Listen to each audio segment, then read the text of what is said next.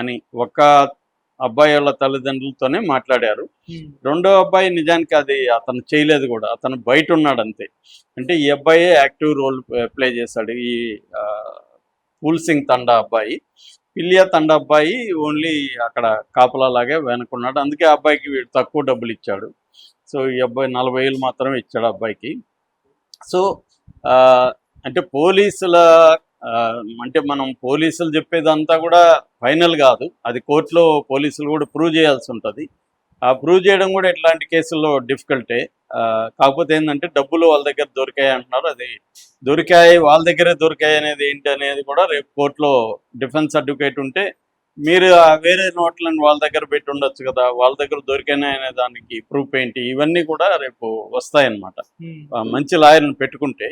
మరి వీళ్ళు ఈ కేసులో నిజంగా వీళ్ళు చేశారా, ఎందుకంటే చేశారనే అందరూ అయితే ప్రపంచం అంతా నమ్ముతుంది, స్కూల్లో కానీ అందరూ కూడా వాళ్ళు కన్ఫెస్ అయ్యారనేది కూడా పోలీసులు చెప్తున్నారు. పోలీసులు అయితే క్లియర్గా వీళ్ళిద్దరే చేశారు, ఈ ముఖ్యంగా ఈ ఫూల్ సింగ్ తడబ్బాయి ఆమెను పొడిచాడు, అది కూడా బాబు అనడం వల్ల చేశాడని. ఇప్పుడు ఆ డీటెయిల్ ఎవిడెన్స్లు అవన్నీ కూడా అక్కడ నిరూపించాల్సి అయితే ఉంటుంది. ఇలాంటి కేసుల్లో కొంత నిరూపించడం అయితే డిఫికల్ట్ థింగే, ఎందుకంటే ఐ విట్నెస్ లేదు, సీసీటీవీలు దగ్గరగా లేదు, ఎక్కడో రెడ్ షర్ట్ ఉంది, ఆ రెడ్ షర్ట్ ఇతనా కాదనే దానికి ఎలా నిరూపిస్తారు అనేది ఒక ఇంపార్టెంట్. పైగా రెడ్ షర్ట్ ఎక్కడో ఉంటే అతనికి అతిథి ఏం సంబంధం అనేది కూడా వాదించవచ్చు. కాబట్టి ఇది డిఫికల్టే ఏమైనా. కాకపోతే వీళ్ళు కొట్టి కన్ఫెస్ చేశారనేది ఇప్పుడు తల్లిదండ్రులు చెప్తున్నారు, అది కూడా నమ్మే విధంగానే ఉంది. ఎందుకంటే మనకి చాలా కేసుల్లో కొట్టడం అనేది కామనే, వాళ్ళని తీసుకొచ్చి కొట్టి కన్ఫెస్ చేస్తారు. కాకపోతే ఈ కన్ఫెషన్ అనేది రేపు కోర్టులో నిలవదు, కోర్టులో ఈ అబ్బాయి ఒప్పుకోవాలి. జనరల్గా వీళ్ళు ఒప్పుకోరు ఎలాగూ.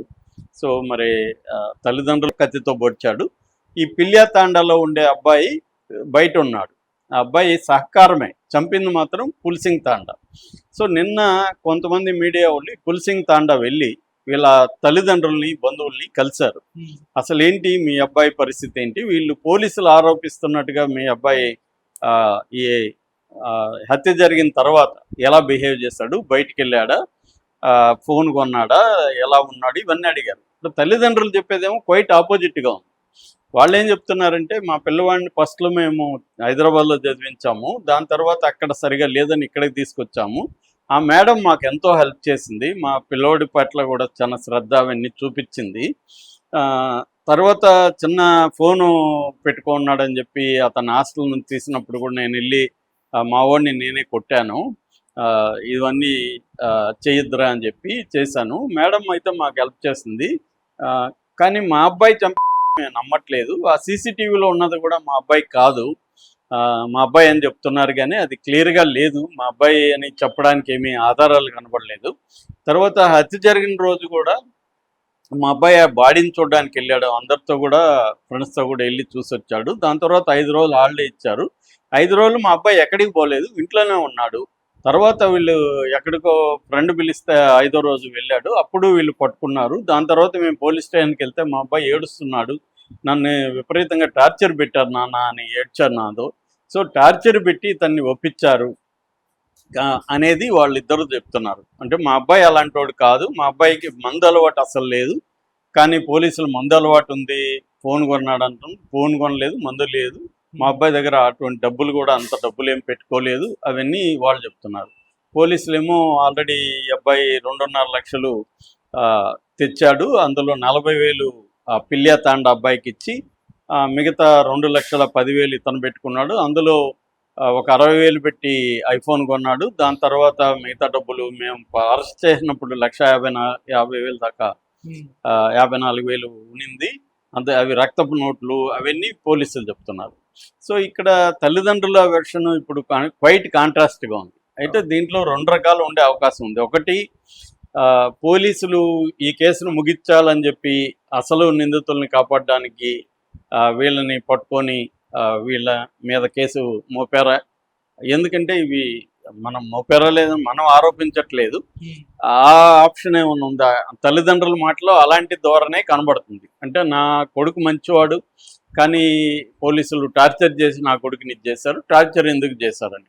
మామూలుగానే మనం అనేకసార్లు చెప్పుకుంటాము, ప్రతి క్రైమ్లో కూడా పోలీసులు జనరల్గా కొట్టడం అనేది చేస్తారు క్రైమ్ ఒప్పించడం కోసం. సో ఎందుకంటే ఇన్వెస్టిగేషన్లో మామూలుగా అయితే కొట్టే హక్కు పోలీసులకి లేదు. వాళ్ళు ప్రశ్నించవచ్చు కానీ కొట్టే హక్కు ఎవరికి లేదు, పోలీసులకి అస్సలు లేదు. కానీ సాధారణమైన కుటుంబాల నుంచి వచ్చిన వాళ్ళని కొడతారు, రిచ్ పీపుల్ని కొట్టరు. మళ్ళీ పోలీసులు జనం కూడా కొట్టమని డిమాండ్ చేయరు. జనం కూడా ఎవరిని డిమాండ్ చేస్తారు? వీళ్ళని ఇప్పుడు ఎన్కౌంటర్ చేయాలని అంటున్నారు. అదే పెద్ద స్థాయి వాళ్ళు హత్యలు చేసినప్పుడు ఎన్కౌంటర్ చేయమని ఎవరిని అడగరు. ఇప్పుడు మనకి అతనుడు భగీరథని ఎన్కౌంటర్ చేయమని ఎవరిని అడిగారా? ఎవరు అడగరు. భగీరథ ప్లేస్లో ఒక మామూలు కుర్రవాడు ఉండి అలా చేస్తే వాడిని ఎన్కౌంటర్ చేయండి, చంపేయండి అని వీళ్ళు కూడా అడుగుతారు. సో అందువల్ల ఆ యాంగిల్ ఏమైనా జరిగి ఉండే అవకాశం ఉంది ఒకవేళ వీళ్ళు చెప్పేది నిజమైతే. రెండవది, తల్లిదండ్రులకి చాలాసార్లు ఎక్కువ లాస్ట్ తెలిసేది పిల్లల గురించి ఎవరికంటే తల్లిదండ్రులు. కానీ ఒక సామెత ఉంది, అంటే ఊరంతా తెలుస్తుంది వీడు వెధవని, తల్లిదండ్రులకి లాస్ట్లో తెలుస్తుంది అంత అయిపోయినాక. ఎందుకంటే వాళ్ళు కన్న ప్రేమ కావచ్చు, లేకపోతే కొడుకు మీద నమ్మకం కావచ్చు, వాళ్ళు నమ్మచ్చు వీడు చెప్పేదాన్ని.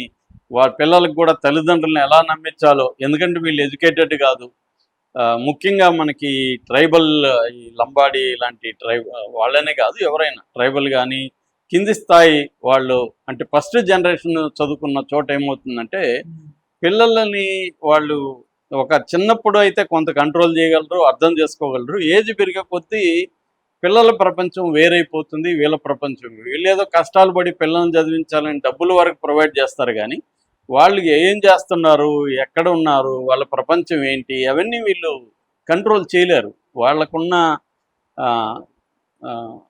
లైఫ్లో అటువంటి వెసులుబాటు కూడా ఉండదు. వాళ్ళు కష్టపడాలి, పని చేయాలి, పిల్లలకి వేళ్ళు లక్షలు కట్టాలి.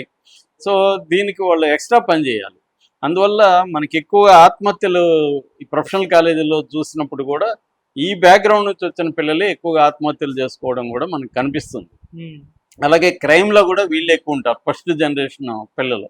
వాళ్ళకి ఎందుకంటే వాళ్ళకి ఫస్ట్ ఓపెన్ అప్ అవుతారు వాళ్ళు, మిగతా వాళ్ళ మోడర్నిటీ తీసుకొస్తున్న కన్జ్యూమరిజంతో ఐడెంటిఫై అవుతారు. ఫోన్లు కావాలి, బైకులు కావాలి, ఎంజాయ్ చేయాలి లైఫ్ని, కానీ దానికి తగిన డబ్బు వాళ్ళ ఇంట్లో వాళ్ళు ప్రొవైడ్ చేయలేరు. అప్పుడు వీళ్ళు అడ్డదారులు దొక్కడం అనేది, ఫ్రెండ్షిప్ ఎవరి ద్వారా అలవాటయ్యి అడ్డదారులు దొక్కడం అనేది జరుగుతుంది. అటువంటి అడ్డదారులు తొక్కారని ఎస్పీ శరత్ చంద్ర పవార్ చెప్తున్నాడు. వీళ్ళిద్దరూ వీళ్ళకున్న అలవాట్ల వల్ల, ఫోన్ కావచ్చు, మందు తాగడం కావచ్చు, వన్ మంత్ బ్యాక్ గోవా పోయి ఇచ్చాడని చెప్తున్నారు. అవన్నీ వీళ్ళకి తెలియదు అంటున్నారు వీళ్ళు. మరి వీళ్ళని తల్లిదండ్రులను ఏమార్చి ఈ కొడుకులు అలా మేనేజ్ చేశారా, లేకపోతే వీళ్ళు ఆరోపిస్తున్నట్టు ఆ ఇద్దరు అమాయకుల, వాళ్ళు అసలు దొంగతనానికి కూడా వెళ్ళలేదా, మరి ఆమెను ఎవరు చంపారు, ఇవన్నీ తేలాల్సి ఉంది. ఏదేమైనా పోలీసులు దీన్ని కోర్టులో తేలాల్సి ఉంది. ఇప్పుడు వీళ్ళ తరఫున లాయర్లను పెట్టుకొని వీళ్ళు ఫైట్ చేయాలి. వాళ్ళ పరిస్థితి చూస్తే చాలా కష్టాల్లో ఉన్నట్టుగానే ఉన్నారు. ఏదో కష్టపడి పిల్లల్ని పెంచాలని చెప్పి, వాళ్ళని బాగా చదివించాలని చెప్పి